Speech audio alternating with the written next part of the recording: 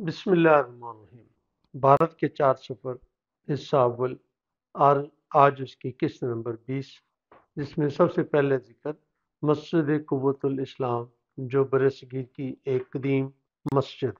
یہ مسجد بہت بڑے سین کے ساتھ ایک عمارت پر مشتمل ہے۔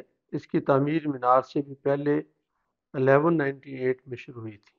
ایک عجیب بات میرے لیے باعث حیرت تھی، اور آپ بھی اسے آسانی سے قبول نہ کر سکیں گے، لیکن یہ ایک حقیقت ہے کہ جب میں مسجد کی سیر کر رہا تھا تو میرے گائیڈ نے بتایا کہ 27 مختلف مندروں کو توڑ کر اس مسجد کے ستون بنائے گئے تھے۔ میں نے اس کا چہرہ غور سے دیکھا کہ وہ کیا کہہ رہا ہے۔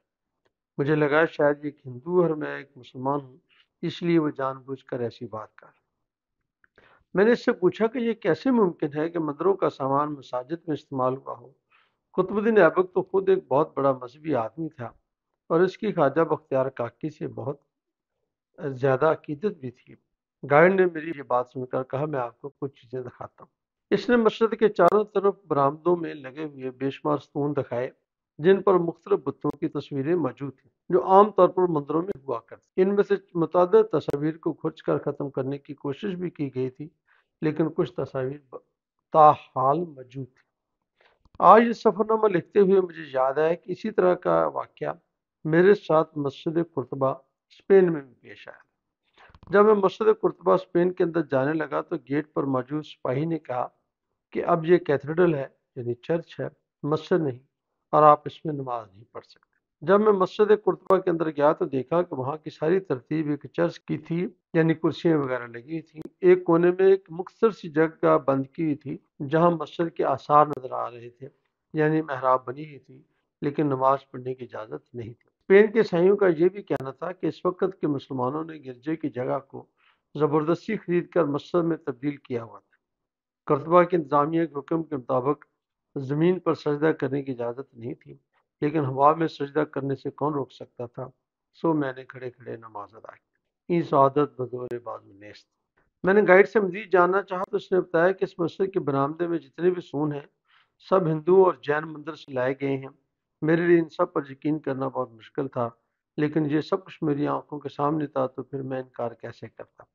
اس نے مجھے یہ بھی بتایا کہ ہندو اور جین مت کے ماننے والوں کے بے حد اصرار پر اب یہاں کوئی مسلمان نماز نہیں پڑھ سکتا۔ اب یہ مسجد صرف ایک تفریح گاہ ہے۔ جب تک مسلمانوں کی حکومت تھی تو یہ مسجد آباد تھی، لیکن اب جب ان کی حکومت آئی، جن کے مندر توڑے گئے تھے، تو مسجد کو بند کر دیا گیا، اور اس کا نام مسجد قوۃ الاسلام ہے، لیکن در حقیقت اب یہ ایک تفریح گاہ ہے۔ یہ سب دیکھ کر مجھے محسوس ہوا کہ جہاں پر ایک مسلمان بادشاہ اتنا بڑا مینار بنا سکتا تھا کہ جس کی دنیا میں اس وقت کوئی مثال نہیں ملتی تھی، اس کے لیے کیا ممکن نہیں تھا کہ مسجد کے لیے بھی نئے ستون بنواتا اور کسی مندر کی کوئی چیز اٹھا کر یہاں نہ رکھتا۔ اگر قطب الدین ایبک نے ایسا کیا ہوتا تو آج میں اس مسجد میں نماز ادا کر سکتا تھا۔ میرے خیال میں دنیا میں یہ 2 مساجد ہیں جو بنی تو مساجد تھیں، لیکن ان میں نماز نہیں ہوتی، ایک مسجد قرطبہ اور دوسری یہ مسجد قوۃ الاسلام۔ کاش ایسا نہ ہوتا اور ہم اس میں نماز پڑھتے، اور آج اسے کسی کو بند کرنے کی ہمت نہ ہوتی۔ لوہے کا ایک ستون جو کتنا پرانا ہے کوئی نہیں جانتا۔ مسجد کے سین میں ایک لوہے کا بہت بڑا ستون تھا۔ کسی کو یہ معلوم نہیں یہ ستون کہاں بنا اور کب یہاں لایا گیا تھا۔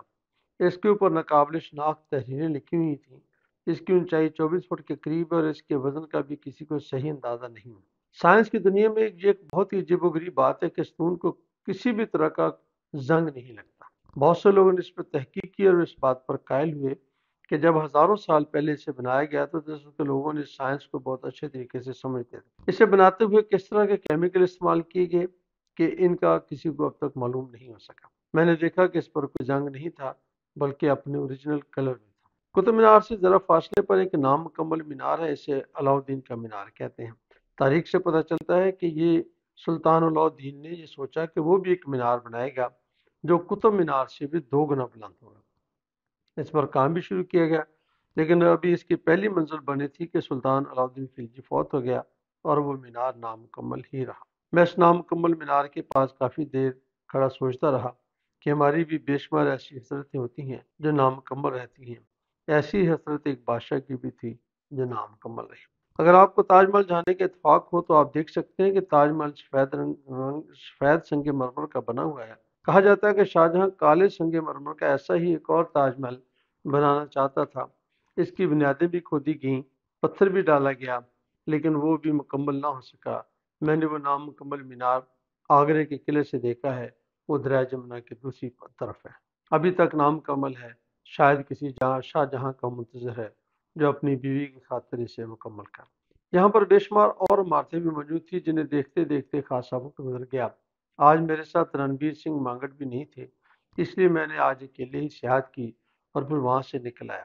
مینار سے دور آ کر میں رکا اور ایک دفعہ پھر مینار کو دیکھا، اور کتنی ہی دیر دیکھتا رہا۔ جب آپ مینار کے پاس ہوتے ہیں تو آپ جتنا مرضی سر اٹھا لیں، آپ مینار کی آخری منزل نہیں دیکھ پاتے، لیکن اگر آپ اسے دور سے دیکھیں تو آپ مکمل مینار دیکھ سکتے ہیں، جس سے آپ کو اس کے حسن کا صحیح اندازہ ہوتا ہے۔ اگر آپ نے اس کی اونچائی کا اندازہ لگانا ہو تو آپ اس طرح سے کر سکتے ہیں کہ مینار پاکستان لاہور کی اونچائی تقریباً 230 فٹ ہے، جبکہ قطب مینار کی اونچائی 240 فٹ ہے۔ بادشاہوں کے بنائے ہوئے مینار کو دیکھ کر اب میں اگلی منزل کی طرف چل پڑا۔ مینار کے متعلق ایک دلچسپ بات جو مشتاق یوسفی نے لکھی ہے وہ کچھ یوں ہے: انسان اور پہاڑ میں فرق یہ ہے، پہاڑ دور سے چھوٹا اور قریب بڑا لگتا ہے، جبکہ انسان دور سے بڑا اور قریب سے چھوٹا دکھائی دیتا ہے۔ حوض خاص، دہلی میں ایک خاص مقام۔ اگر آپ نئی دہلی سے قطب مینار کی طرف جائیں تو 5 کلومیٹر کے فاصلے پر حوض خاص کا علاقہ آتا ہے۔ اسے حوض خاص گاؤں بھی کہتے ہیں۔ ہمارے یہاں حوض پانی کے ایک چھوٹے سے تالاب کو کہا جاتا ہے۔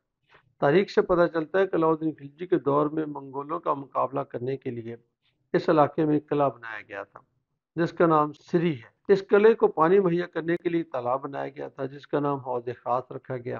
یہ علاقہ نئی دہلی کے جنوب میں واقع ہے، جو کہ اب دہلی کا ایک بہت ہی پوش ایریا ہے۔ اس علاقے میں گریٹر کیلاش کے نام سے بہت ہی اعلیٰ پائے کی ایک رہائشی کالونی بھی بنائی گئی ہے۔ میں جب نئی دہلی میں قطب مینار کی طرف جاتا تو یہ علاقہ میرے راستے میں پڑتا تھا، خواہش کے باوجود میں اسے تفصیل سے نہ دیکھ سکا۔ یہ علاقہ بھی خاصا وسیع ہے اور اسے دیکھنے کے لیے بھی کافی وقت درکار تھا۔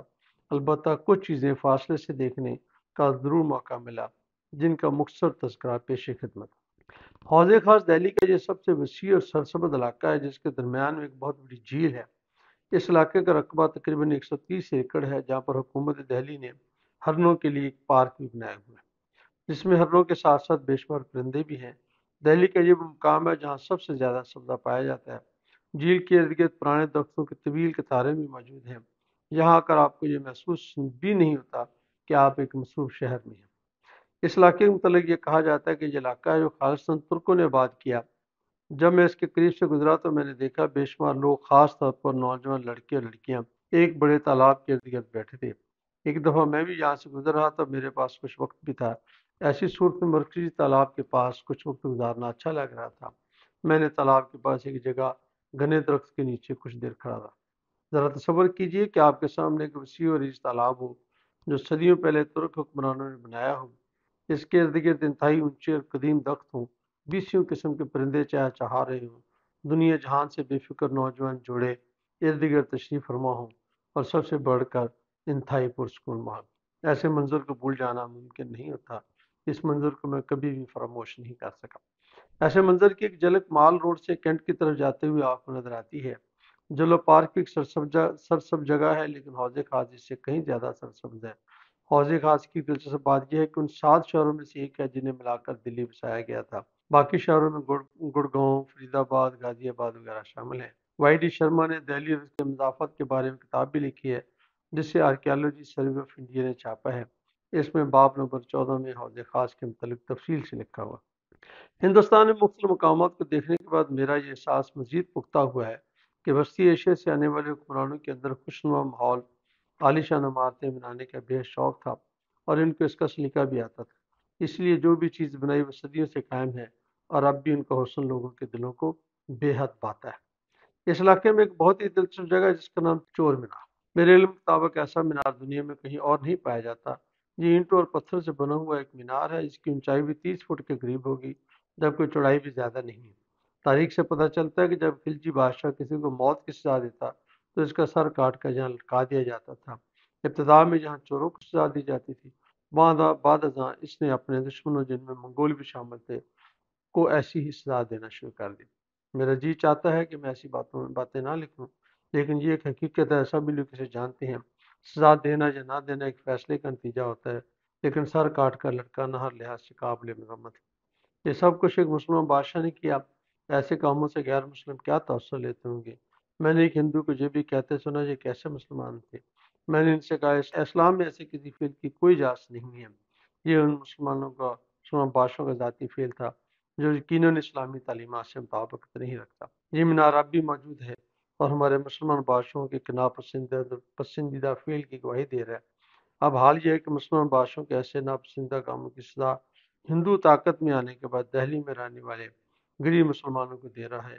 فروری 2020 میں دہلی میں مسلمانوں پر ظلم کی تقریر کی گئی جس کی مثال ملنا ممکن نہیں۔ یہ سب مسلمان بادشاہوں کے اسی طرح کے اقدامات کا نتیجہ ہے۔ یہ میرا خیال ہے، ممکن ہے آپ کے نزدیک کوئی اور وجہ ہو۔ اس علاقے میں ایک نیلی مسجد بھی موجود ہے جس پر لگی ہوئی تختی سے یہ پتہ چلتا ہے کہ یہ مسجد 16ویں صدی کے آغاز میں بنائی گئی تھی۔ اس وقت دہلی میں لودھی خاندان کی حکومت تھی۔ میں وہ مسجد تو نہ دیکھ سکا، البتہ تصاویر ضرور دیکھی ہیں۔ تصویر سے لگتا ہے کہ یہ ایک چھوٹی سی مسجد ہے لیکن نہایت ہی دیدہ دیو ہے۔ جس علاقے میں مسجد ہے وہاں مسلمانوں کی آبادی زیادہ نہیں، اس لیے اس مسجد میں صرف جمعہ کی نماز ہی پڑھی جاتی ہے۔ انشاءاللہ اگلی قسط میں آپ کو سر گنگا رام کے بارے میں کچھ باتیں آپ کے سامنے رکھی جائیں گی انشاءاللہ۔